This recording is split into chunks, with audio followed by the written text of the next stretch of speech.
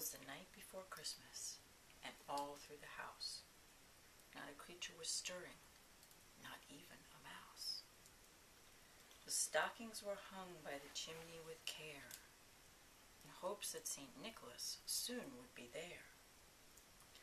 The children were nestled all snug in their beds, while visions of sugar plums danced in their heads, and Mom in her kerchief and I in my cap had just settled our brains for a long winter's nap.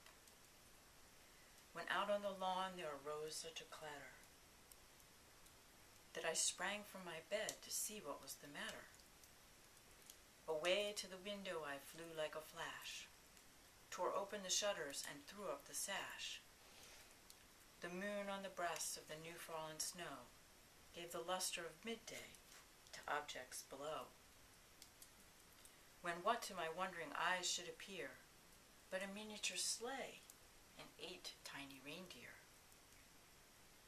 with a little old driver so lively and quick, I knew in a moment it must be St. Nick. More rapid than eagles his coursers they came, and he whistled and shouted and called them by name. Now Dasher, now Dancer, now Prancer and Vixen, on Comet, on Cupid, on Donner and Blitzen. To the top of the porch, to the top of the wall, now dash away, dash away, dash away all.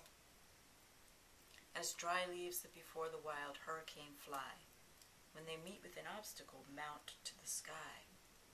So up to the housetop the coursers they flew, the sleigh full of toys, and St. Nicholas too. And then in a twinkling I heard on the roof the prancing and pawing of each little hoof. As I drew in my head and was turning around, down the chimney St. Nicholas came with a bound. He was dressed all in fur from his head to his foot, and his clothes were all tarnished with ashes and soot. A bundle of toys he had flung on his back, and he looked like a peddler just opening his pack.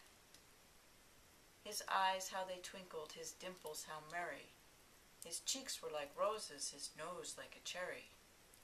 His droll little mouth was drawn up like a bow, and the beard of his chin was as white as the snow. The stump of a pipe he held tight in his teeth, and the smoke it encircled his head like a wreath. He had a broad face and a round little belly that shook when he laughed like a bowl full of jelly.